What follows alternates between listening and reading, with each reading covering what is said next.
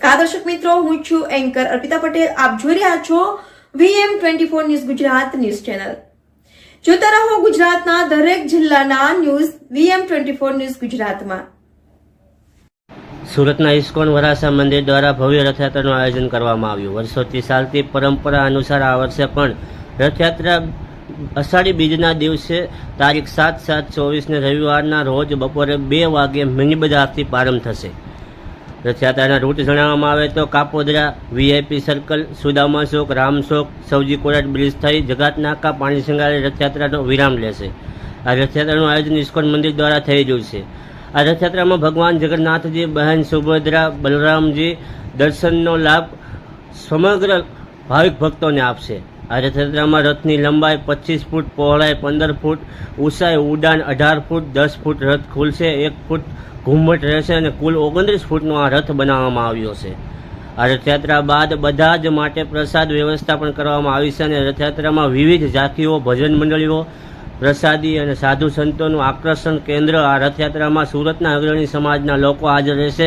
રથયાત્રા દરમિયાન 4 ton ગુંદી, 1 ton ચાલુ રથયાત્રાએ મગ, ચણા, 1000 લીટર ખીર, 25 ટન ખીચડી, 25 ટન ઢોકળા, 3 ટન ફૂલ પાણી વ્યવસ્થા પણ રાખેલ છે.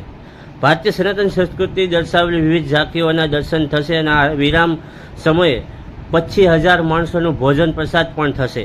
ભગવાન જગન્નાથજીની રથયાત્રામાં સ્વાગત માટે ભારતીય સંસ્કૃતિ પ્રમાણે અલગ અલગ રંગોળીનું પણ આયોજન કરવામાં આવ્યું છે. દક્ષિણ ભારતની ટીમ દ્વારા જગન્નાથ ભગવાનજીની 56 ભોગના દર્શન પણ કરશે. Reporter Mukesh Savda, VM24 Gujarat news, Surat. Rath Yatra ત્રીજા વર્ષની રથયાત્રા છે અને રથયાત્રાનો જે રૂટ છે એ અલગ અલગ 4 પોલીસ સ્ટેશનમાં વિભાજિત થાય છે. વરાછાથી નીકળી, મિની બજારથી નીકળી કાપોદરા 4 રસ્તાથી ઉત્તરાયણ બ્રિજ થઈ અને ઉત્તરાયણમાં અને ત્યાર પછી સૌજી કોરાટથી સરથાણા પ્રાણી સંગ્રહાલય પાસે પૂર્ણ થાય છે.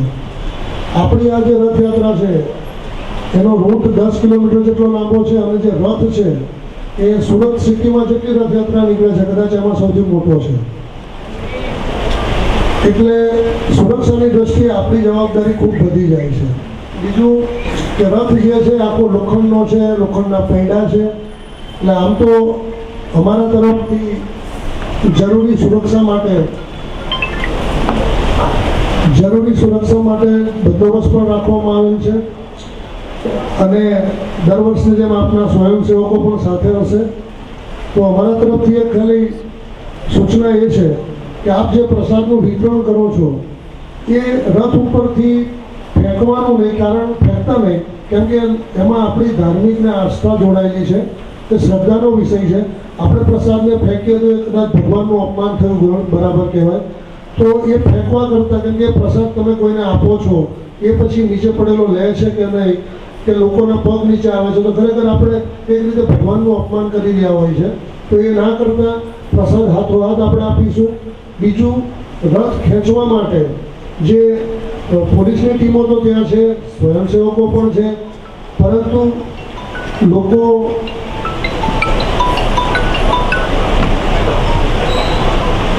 લોકો ત્યાં ઘસી ના આવે અને રથયાત્રા એક ધાર્મિક તહેવાર હોય, લોકોનો ધસારો પણ હશે, શ્રદ્ધાળુઓ પણ હશે.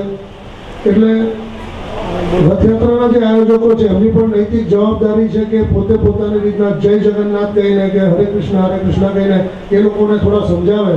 પોલીસ પણ એમને એમની રીતના સમજાવશે, પરંતુ જ્યારે પોલીસ અને પબ્લિક વચ્ચે થતું હોય છે તો પછી એમને બીજા એંગલથી જોતા હોય છે. એટલે એક વિનંતી એ છે કે તમારા સ્વયંસેવકો જેટલા વધુમાં વધુ બને એટલા રાખજો. અને વરસાદી માહોલ છે એટલે રથયાત્રાના જે રૂટ ઉપર છે, આપણે રૂટ ઉપર પણ દર્શન બધા કરે એ હિતાવો પણ છે, પરંતુ બિનજરૂરી પછી રોકાણ ના થાય અને પોલીસને એટલો સહકાર મળે એવી અમારા તરફથી વિનંતી છે. આ સિવાય સુરત શહેરમાં વરાછાના આંગણે ત્રીજી રથયાત્રા અને વરાછાની એકમાત્ર આ રથયાત્રા અને અતિ ભવ્ય રથયાત્રાનું આયોજન ઇસ્કોન મંદિર વરાછા દ્વારા કરવામાં આવ્યું છે. એમાં તમે બધા જ પરિવાર સાથે આમંત્રિત છો. આ રથયાત્રાના શોભા વધારવા માટે સુરતના અગ્રણી સમાજના લોકો પધારવાના છે. આ રથયાત્રામાં અલગ અલગ જાતના વિવિધ પ્રસાદોની પણ વહેંચણી કરવામાં આવશે. આ રથયાત્રામાં ભારતીય સંસ્કૃતિને દર્શાવે એવી અલગ અલગ આકૃતિઓ ઝાંખીઓના માધ્યમથી બતાવવામાં આવશે. આ રથયાત્રામાં અલગ અલગ સાધુ સંતો પણ પધારવાના છે, વિદેશથી પણ ફોરેનર ભક્તો પણ આવવાના છે અને આ રથયાત્રામાં લગભગ 25,000 ભક્તો માટેનો ફૂલ ડીશ પ્રસાદનું આયોજન છે. અને આ રથયાત્રાનો રૂટ મિની બજારથી બપોરે 2 વાગે શરૂ થશે. ત્યારબાદ કાપોદ્રા બ્રિજ ચડીને VIP સર્કલ, સુદામા ચોક, રામ ચોક, સૌજી કોરાટ બ્રિજ ઉપર ચડીને ત્યારબાદ જકાત નાકા, પ્રાણી સંગ્રહાલય આ રથયાત્રાનો વિરામ થશે. તો આવી રીતે આ રથયાત્રાનું આયોજન છે. હરે કૃષ્ણ, જય જગન્નાથ.